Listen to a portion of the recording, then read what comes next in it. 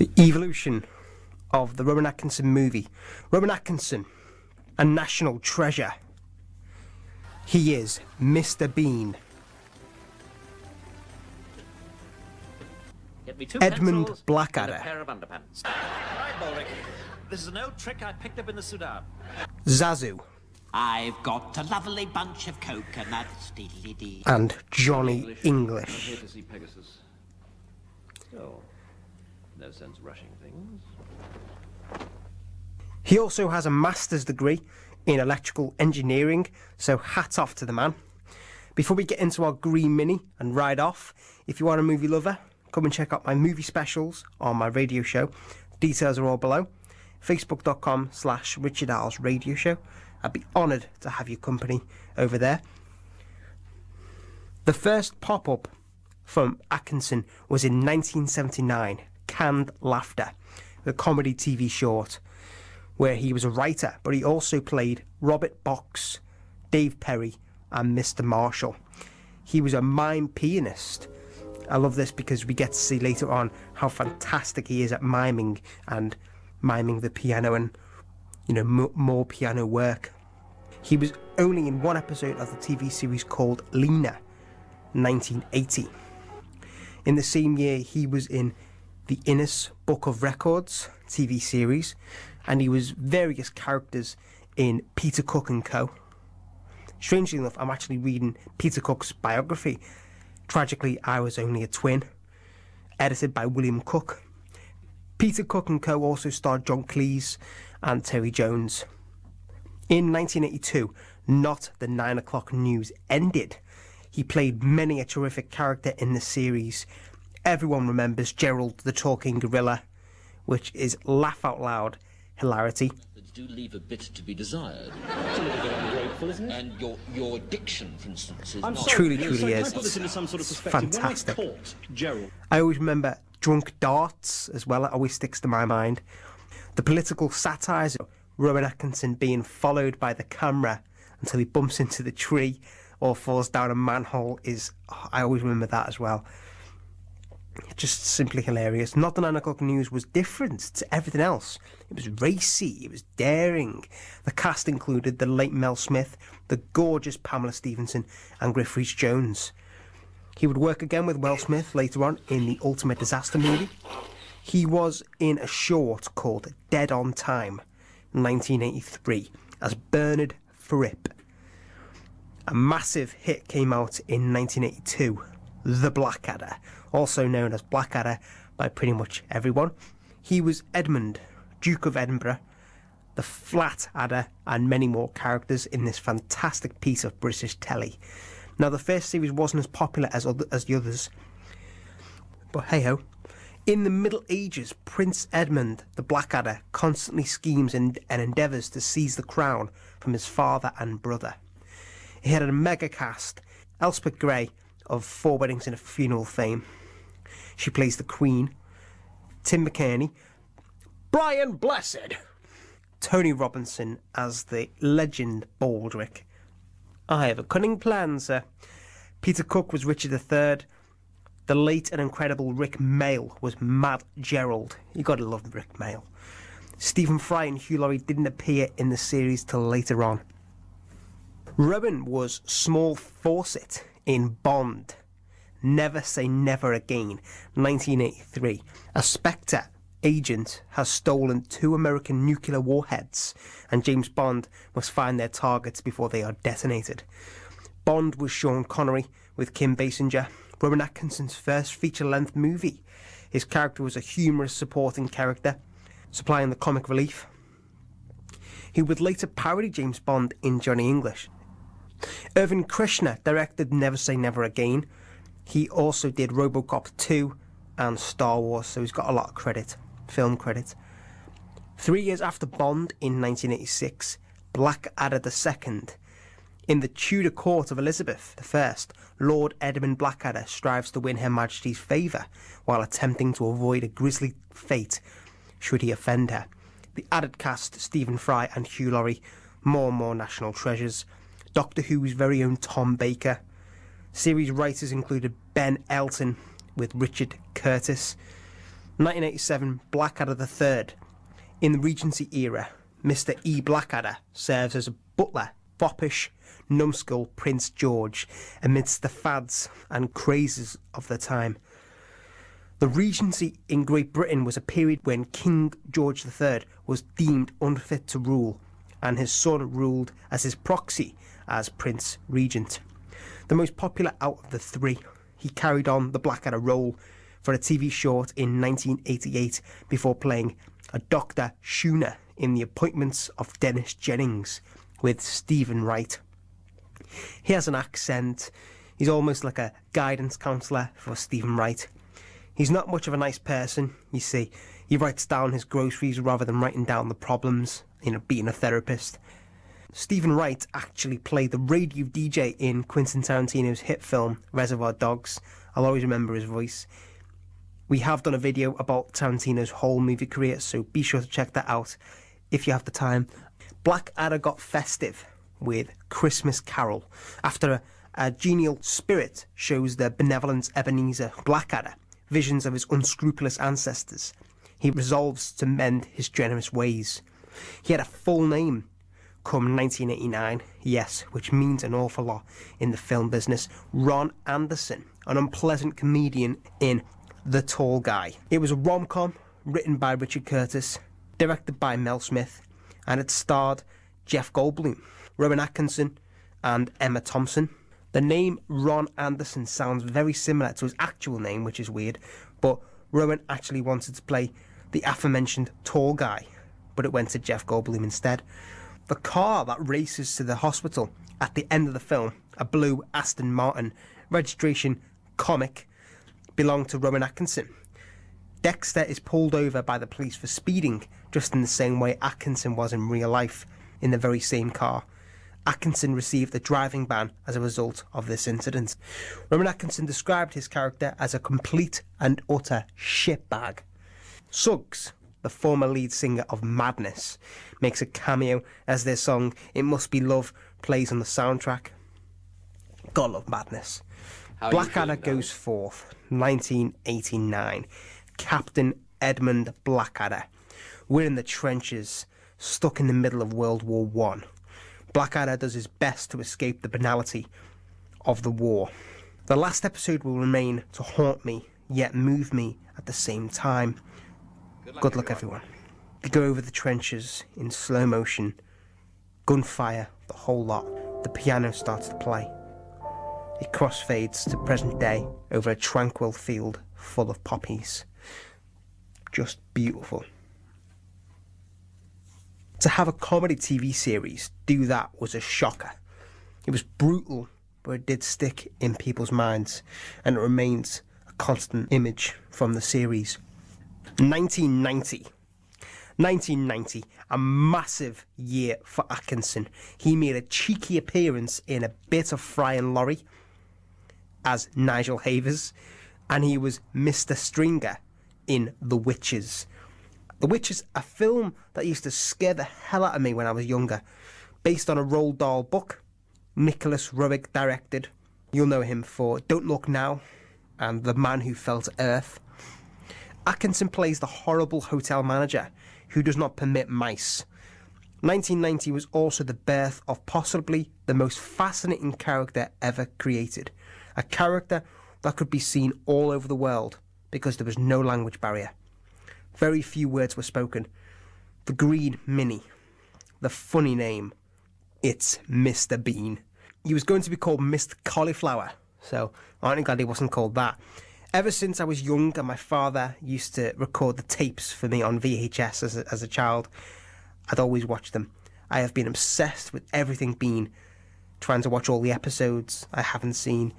There's so many memorable moments, from the fake turkey on the head, to the golf course, the fairground, the exam, the hairdressers, the laundrette scenes, which stick in my mind, the laughing guy on the train who's so annoying, the blind man on the beach where he takes his trunks off, to the very popular swim baths episode, which everyone remembers. Festive Mr. Bean, driving on top of his Mini, using rope and the brush to drive the pedals.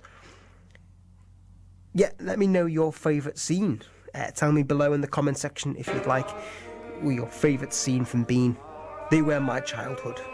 The voice that Atkinson used for the character Bean is the same voice he used several years before, in 1979. He used it for the sketch Man Who Likes Toilets in the show Not the 9 O'Clock News. Only 14 episodes were ever produced, but we got to see him pop up in adverts, Red Nose Day events on TV, along with Comic Relief, which sure as hellfire whet my appetite for more Bean. In the documentaries, Atkinson has always said Mr. Bean is a child in a grown man's body. People have often suggested disabilities. What only hit me as an adult is the possibility that it could be an alien, as the light that cascades down at the start of every episode could be from a UFO.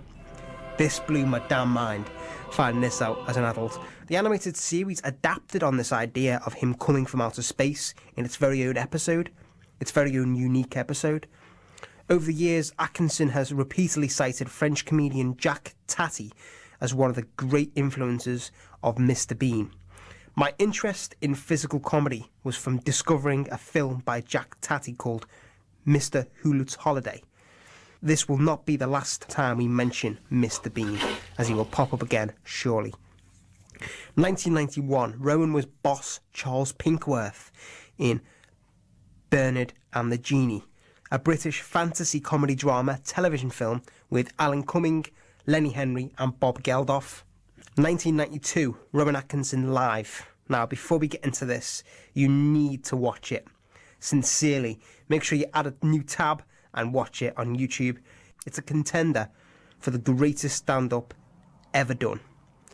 Where to start? Well, in the live show, towards the end of the set, there's a character who turns up at a church and falls asleep and tries to eat a sweet very similar to Mr. Bean. He is the early Bean. If you're interested in seeing the prototype Bean, check it out in the 1992 live show, which is a masterclass in live performing. He is the devil, Toby, at the start. Amazing. The Invisible Man. He does the invisible drum kit, which is truly remarkable. The failed actor with sore knees. The Indian restaurant guy. The teacher reading out the names. Always ruins me. Bottom. Makes me cry with laughter, those scenes. Bandit. The added dating tips and advice. The story of Tom, Dick and Harry. The acceptance speech. He is the three characters. The best man, the father of the bride, and the vicar. Coincidentally, he was another vicar, a bumbling Father Gerald. Sorry. Who keeps getting everything wrong in 4 Weddings and a Funeral, 1994. Also stars Hugh Grant, Simon Callow, John Hannah. It's a full Brit cast. Rowan Atkinson's favourite film of his own. He was Dexter Heyman in Hot Shots Part 2, 1993, a Rambo parody in which Topper Harley leads a rescue team into Iraq to save Iraqi war prisoners and all of their previous rescue teams. Rowan Atkinson doesn't appear until 71 minutes into the film and only has 2 minutes screen time. He went into animation and just kept going up and up, playing the Hornbill Zazu in Disney's The Lion King, 1994, who serves as Mufasa's little stooge. He is also a teacher to the Lion Cubs. We have the famous Zazu singing to Scar scene as well. Must mention that. Time to blast Can You Feel the Love Tonight by Elton John. He donned a 70s moustache for his role as Sir Henry Tim Birkin in Full Throttle, 1995, before Unseen Bean, a little collection of new footage of Mr. Bean. Now, the next one was kind of big for me personally. The Thin Blue Line TV series stemmed from 1995 to 1996 as Inspector Raymond Fowler. I'd always love when he used to break the fourth wall at the start of each episode and give an almost monologue to the audience. Fame, They as were we always shall see, amusing. is like an oven-ready frozen meal for one. Not as nice as it looks. I'll always whistle the theme tune. Really great series to get your teeth into. With Atkinson, we had Gimme Gimme Gimme's James Dreyfus, Minor Anwar, David Haig, who joined him in Four Weddings, Serena Evans, Full Monty's Mark Addy, and EastEnders' Rudolph Walker. 1997 was a funny year because Bean was released, also known as the ultimate disaster movie, and it's simply laugh-out-loud comedy.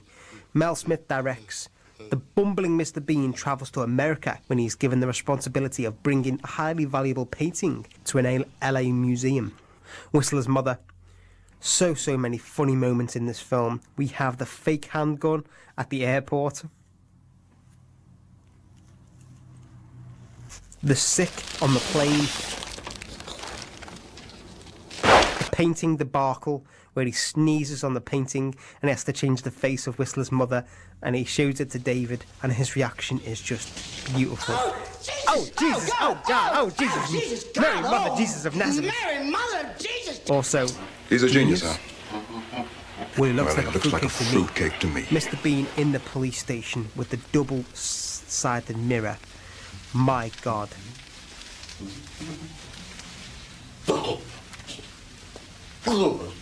Where he scares himself as well. The part where the mother goes, and your friend from the planet Zog. The Yesterday song by the Beatles they're singing along to drunk. Row, row, row your boat. We have the shower scene. He's in the shower with me. To the Jennifer, Jennifer, wake up, breakfast ready. I'm sure I'm missing some.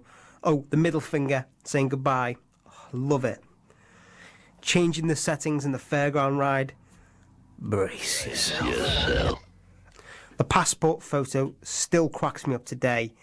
It is just magic. Mr. Bean's girlfriend, Irma Gobb, from the TV series, does not appear in this film or its sequel.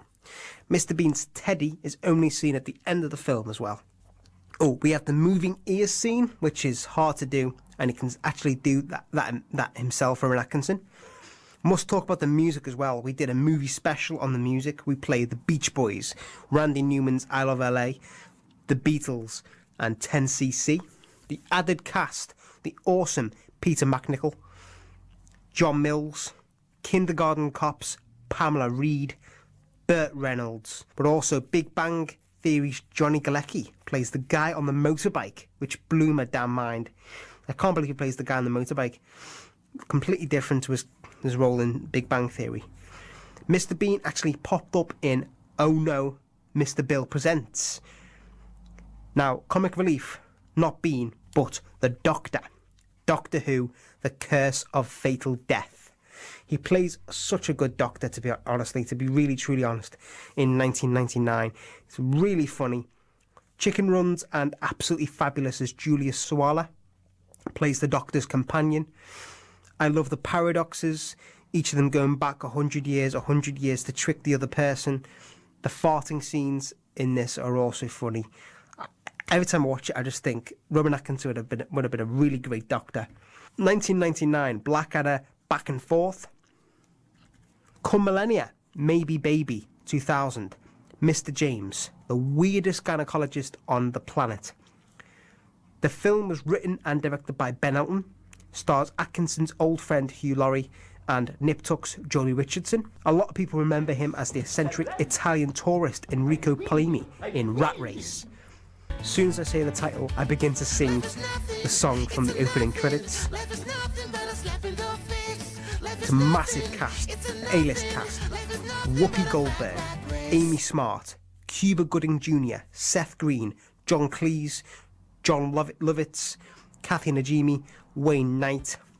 A Las Vegas casino magnate determined to find a new avenue for wagering sets up a rat race for money. Rowan was Emil Mondavarius in the beloved TV show turned film of Scooby-Doo, 2002. Spoiler, Rowan Atkinson is actually a robot controlled by Scrappy-Doo, who is the main villain of the piece. The same year he was, wait for it, Sir Osmond Darling Blackadder. See what they did there? In The Jubilee Girl. During this time, the Mr. Bean animated TV series came out, and it's still going strong. I enjoy it. My favourite episodes are as follows. Number 1, Mr. Bean versus the Old Man. who has the apartment upstairs. 2. Double Trouble, where we find out he's an alien. 3. Mr. Bean's Younger Days episode. 2003 was another big year because we got Johnny English. Those opening credits are fantastic. It's just me whenever I go to a new place or a new building. We hear Robbie Williams, A Man for All Seasons, which always makes me think of Johnny English whenever I hear it.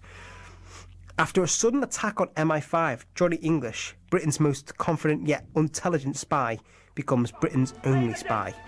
My favourite scene is near the end with ABBA, Does Your Mother Know, playing. My God. Play it, Boff. Play it.